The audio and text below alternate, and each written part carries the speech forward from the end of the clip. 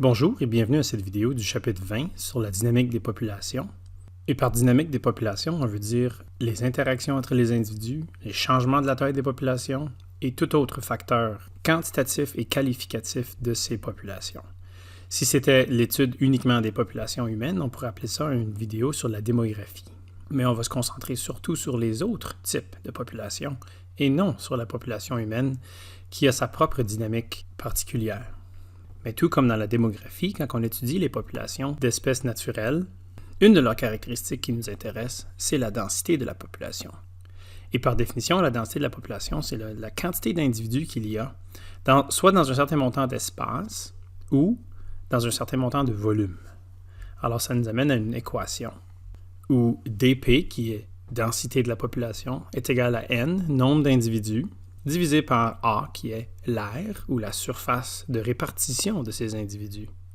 Mais si on étudie des individus qui vivent plutôt dans un étendue d'eau, on ne va pas utiliser la surface, on va utiliser plutôt le volume.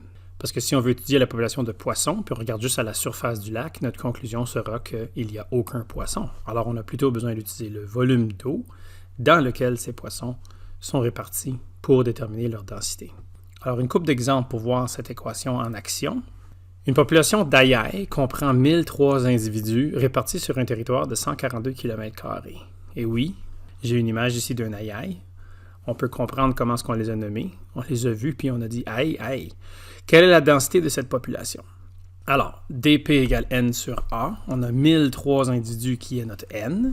Et on a 142 km² qui est notre A. Donc, c'est très simple. On branche nos données dans la formule et on fait notre calcul pour avoir 7,063 individus par kilomètre carré. Ou, si tu préfères, 7,063 Aïaï par kilomètre carré. Maintenant, ici, on n'est pas obligé de l'arrondir parce que c'est un taux. C'est une moyenne. Et oui, il est possible de garder une moyenne en fraction, c'est-à-dire une fraction d'un individu. On n'est pas obligé de l'arrondir à l'unité près. Un deuxième exemple, une population de tarsiers. Alors voilà l'image à droite, si vous ne savez pas c'est quoi un tarsier.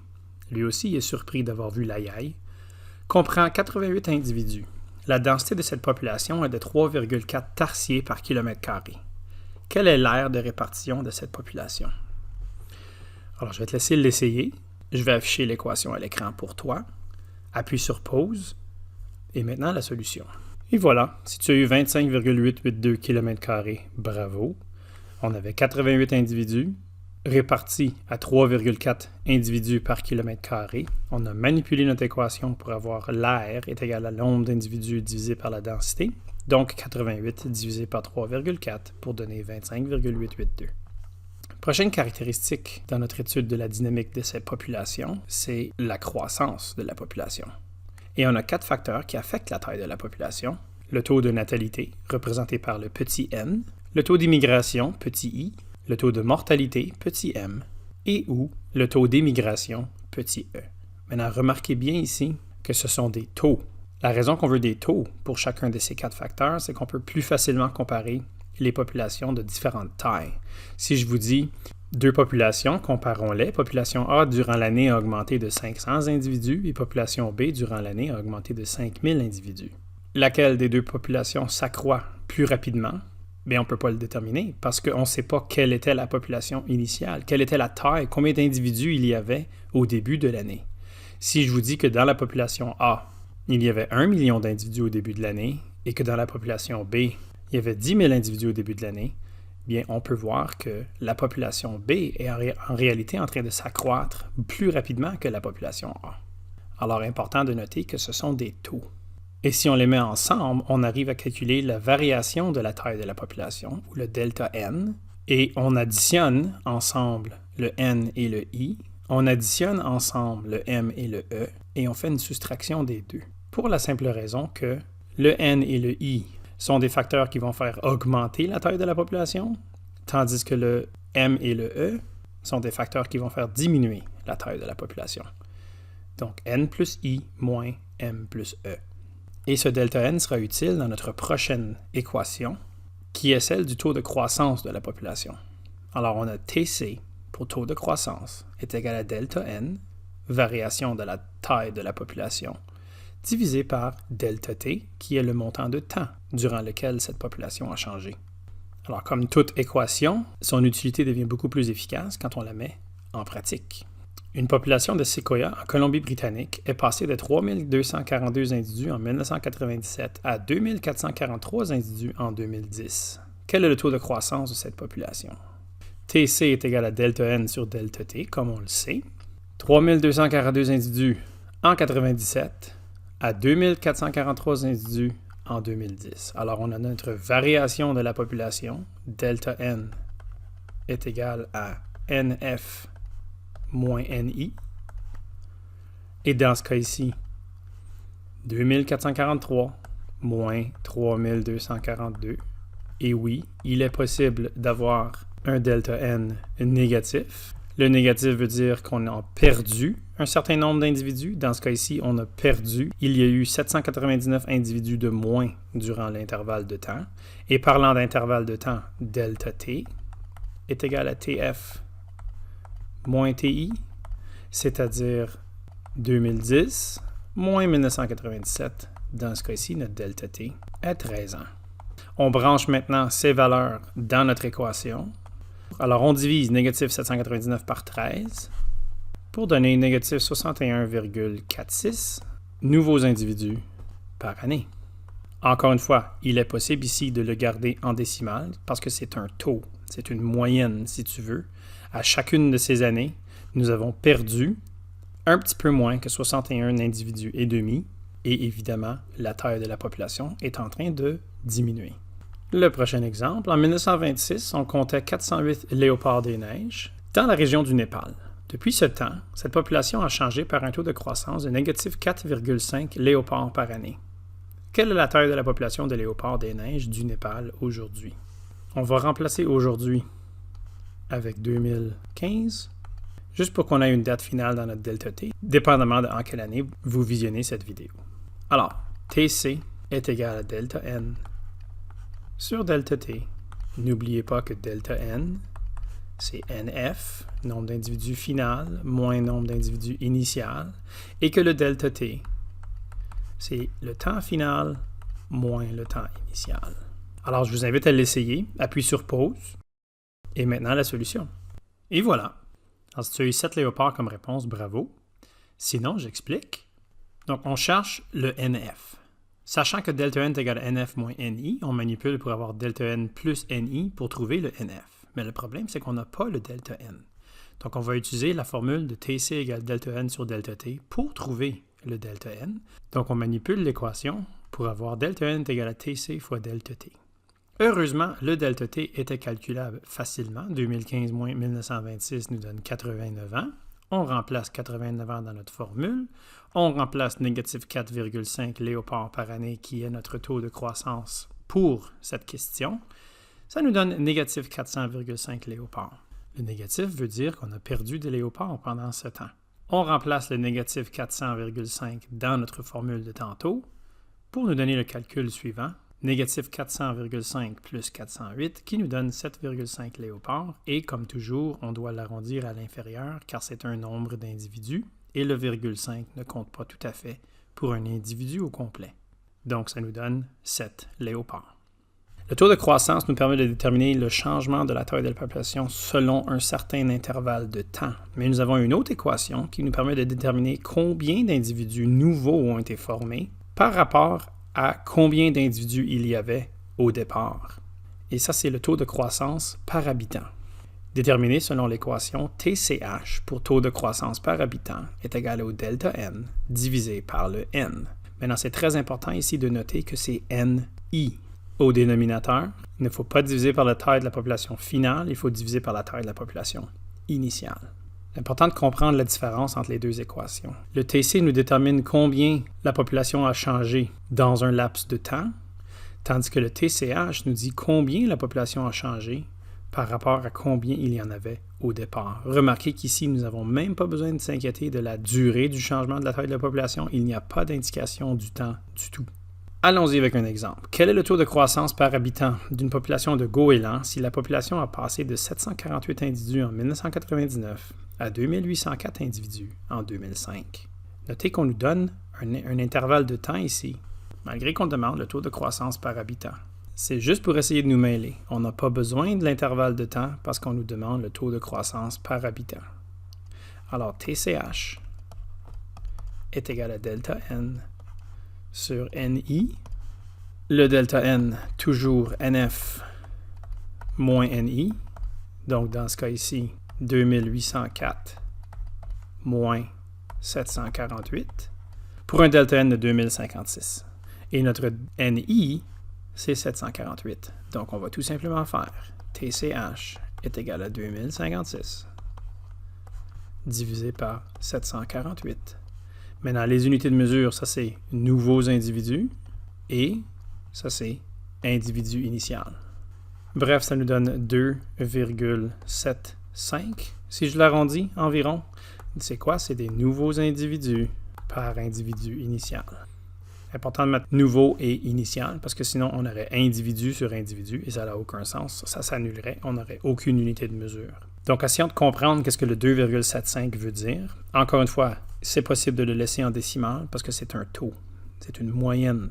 C'est une moyenne de quoi? C'est une moyenne qui nous indique que pour les 748 individus qu'il y avait en 1999, chacun de ceux-là ont produit en moyenne 2,75 nouveaux individus entre 1999 et 2005. Comparé au TC, si on avait calculé le taux de croissance, tout simplement, on ferait 2056 divisé par 6 pour nous donner 342,6 périodiques individus par année. Cette valeur nous indique que à chaque année, les goélands ont augmenté en nombre de 342,6 individus.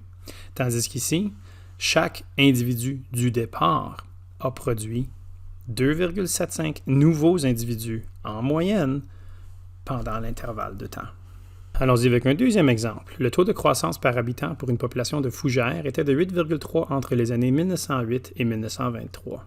Si cette population comprenait 1204 individus en 1908, combien de fougères y avait-il en 1923? Je t'invite à l'essayer, appuie sur pause, et maintenant la solution. Et voilà, si tu as eu 8789 fougères en 1923, bravo. Première chose très importante, c'était de noter qu'on demande la croissance par habitant, malgré qu'on nous donne le laps de temps. On n'a pas besoin de s'inquiéter du laps de temps dans notre calcul. On a juste besoin de savoir que notre population initiale en 1908 était de 1204 fougères. Donc, j'ai noté ça là. Pour trouver la population finale en 1923, on a besoin de faire ce calcul, mais le problème, c'est qu'on n'a pas le delta N. Alors, on va trouver le delta N en manipulant cette équation pour faire TCH fois NI. Donc, 8,3 nouveaux individus par individu initial fois 1204 nous donnait 9993,2 nouveaux individus. On branche ça dans notre équation juste ici. Alors, 9993,2 individus moins 1204 pour nous donner notre 8789,2 fougères qu'on doit arrondir parce que c'est un nombre d'individus. Et on arrondit à 8789. Donc, ça, c'était des équations pour trouver le taux de croissance ou le taux de croissance par habitant. C'est maintenant le temps d'aller voir deux différents modèles de croissance des populations. Et le premier, c'est la croissance exponentielle. Donc ici, une courbe typique de croissance exponentielle. On commence avec très peu d'individus et la croissance est lente au début. Et tout à coup, boum, ça va de plus en plus vite et la croissance de la population devient extrêmement rapide. Lorsqu'une population s'accroît selon un modèle exponentiel, on parle de potentiel biotique. C'est-à-dire, on parle d'une population qui est en train de s'accroître selon son potentiel biotique, quand elle a atteint son taux de croissance par habitant maximal. Voulant dire, elle s'accroît au rythme le plus rapide qu'elle peut possiblement s'accroître. Et le potentiel biotique d'une espèce est différent du potentiel biotique d'une autre espèce. Il y a plusieurs facteurs qui entrent en jeu quand on essaie de déterminer le potentiel biotique d'une espèce. Le nombre de rejetons par cycle reproducteur, c'est-à-dire combien de bébés les parents sont capables d'avoir dans une période de reproduction. Combien de ces bébés vont actuellement pouvoir atteindre l'âge reproducteur eux-mêmes et se reproduire? Combien long est le cycle de vie de l'espèce? Le nombre de fois que l'espèce peut se reproduire pendant une année ou pendant sa vie? Et la durée de vie de ces organismes. Alors, combien longtemps ils vont vivre? Donc, pour mettre ceci en évidence, comparons deux différentes espèces, les moustiques et les éléphants. Le potentiel biotique des moustiques c'est-à-dire le R. Le symbole pour potentiel biotique, c'est petit r. Alors, le petit r des moustiques va être x, une certaine valeur, un nombre quelconque. Le potentiel biotique des éléphants, est-ce qu'il va être x lui aussi? Il va être plus petit que x. Pour la simple raison que, si on regarde les caractéristiques des moustiques, leur cycle de vie est beaucoup plus rapide que celui des éléphants. Une femelle va pondre plusieurs œufs à chaque cycle de reproduction, tandis qu'une femelle éléphant va donner naissance à un éléphanteau seulement à chaque fois qu'elle se reproduit. La durée de vie des moustiques est courte. Ils ont un cycle de vie très rapide. Les juvéniles atteignent l'âge adulte rapidement. Tandis qu'un éléphant, ça prend quoi, 2 à 3 ans avant que l'éléphant atteigne l'âge adulte ou l'âge reproducteur à son tour, etc. Leur potentiel biotique est différent à cause de ces caractéristiques. Maintenant, le problème avec notre croissance exponentielle, c'est que mathématiquement parlant, cette courbe continue à augmenter à l'infini. D'un point de vue écologique, c'est invraisemblable. On ne veut pas, justement, que cette population de moustiques ou cette population d'éléphants s'accroît à l'infini de façon exponentielle. Éventuellement, la Terre sera complètement recouverte par soit les moustiques ou les éléphants. Alors, il doit y avoir des facteurs en place qui vont venir résister à la croissance exponentielle infinie de toutes les différentes espèces sur la Terre, y inclut les humains. Alors, on a peut-être une croissance exponentielle pendant un certain temps dans une population, mais ça ne sera pas à l'infini. Alors, une croissance exponentielle comme celle-ci, c'est dans un monde parfait, où il n'y a aucune résistance à l'augmentation du nombre des individus. La nourriture est abondante, il n'y a pas de prédateurs, l'eau est disponible en tout temps. Il y a de la place en masse pour creuser des terriers ou se faire des nids, etc. La vie est belle, la vie est parfaite. Mais on sait bien que plus la quantité d'individus augmente, plus la vie va devenir difficile parce qu'on va manquer de nourriture. On va manquer de place pour abriter les individus, etc. Alors notre croissance n'est pas autant exponentielle qu'elle est logistique. Alors nous avons ici un graphique de croissance d'une population qui est un petit peu plus vraisemblable, celle en vert ici. C'est ce qu'on appelle la croissance logistique. Alors, en contraste, nous avons ici une croissance purement exponentielle. Ça serait, encore une fois, la population qui s'accroît selon son monde parfait. Il n'y a aucune opposition à l'augmentation de la taille de la population. Bien, c'est invraisemblable. Parce que plus la quantité d'individus augmente, plus la vie est difficile. Et tout environnement a ce qu'on appelle une capacité limite, représentée ici par la lettre K majuscule. La capacité limite, c'est une quantité maximale que l'environnement détermine, dire « Oh, moi je peux supporter d'une façon confortable ce nombre-là d'individus. » Alors disons qu'on met un chiffre là-dessus, disons que c'est 1000. L'environnement en question dit « Je peux tolérer 1000 individus où ce que chacun de ces 1000 individus-là vont avoir la nourriture qu'ils ont besoin pour survivre, vont avoir la place qu'ils ont besoin pour se creuser des terriers ou se faire des nids, vont être capables de se sauver des prédateurs, etc., etc. » Il n'est pas impossible pour la taille de la population de dépasser la capacité limite, comme on peut voir ici, mais on remarque que la croissance ralentit. Pourquoi? Parce que la vie est de plus en plus difficile. Plus on dépense la capacité limite, moins les ressources sont abondantes, plus la résistance du milieu est prononcée. Et c'est quoi cette résistance du milieu? Ce sont les facteurs limitants qui rendent la vie de plus en plus difficile. Alors la distance entre les deux courbes, l'espace entre la courbe parfaitement exponentielle et la courbe logistique plutôt réelle, l'air entre les deux courbes, que j'ai colorié ici en turquoise, l'air entre les deux courbes, c'est ce qu'on appelle la résistance du milieu. Et on remarque qu'éventuellement, si on laisse continuer, la taille de la population va être en constante fluctuation autour de cette capacité limite. Parce que quand la vie est difficile, la population diminue en nombre. C'est difficile de trouver de la nourriture, c'est difficile de se sauver de nos prédateurs. Puis là, hop, on passe en dessous de la capacité limite, tout à coup, la vie devient plus facile. Alors, dans la taille de la population peut recommencer à augmenter, redépasser la capacité limite, puis là, hop, la vie est plus difficile et ça continue à diminuer. Et là, ça augmente et après ça, ça redescend, etc., etc. Donc, la taille de la population frappe un genre de plateau à cause de nos facteurs limitants. Un aperçu très rapide de ces facteurs limitants. Par définition, facteur limitant, c'est toute composante de l'environnement qui limite la croissance, la survie et la répartition de la population. C'est-à-dire toute composante qui rend la vie difficile, soit par sa présence ou par son absence. Il y a des facteurs limitants que ce sont des bonnes choses qu'on veut avoir, puis il y en a peut-être de moins en moins. Il y a d'autres facteurs limitants qui sont des mauvaises choses qu'on ne veut pas avoir, et il y en a de plus en plus. Donc, plus l'effet des facteurs limitants est grand, plus la vie est difficile. On classe les facteurs limitants en 2 catégories, les facteurs limitants biotiques et les facteurs limitants abiotiques. Les facteurs limitants biotiques sont des facteurs limitants qu'on appelle densité dépendants, voulant dire plus la densité de la population est grande, plus le facteur va limiter. Les facteurs limitants abiotiques sont des facteurs limitants densité indépendants, voulant dire ça ne dérange pas la taille de la population, le facteur limitant va limiter de la même intensité. Quelques exemples de facteurs limitants biotiques. La prédation. Plus il y a de prédateurs, plus la vie est difficile. Donc la prédation, c'est un facteur limitant qui limite par sa présence.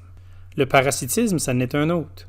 Plus il y a de parasites, plus la vie est difficile. Donc encore une fois, les parasites limitent par leur présence. La compétition. Plus il y a d'individus, plus ils doivent compétitionner entre eux et plus ils doivent compétitionner avec les autres espèces.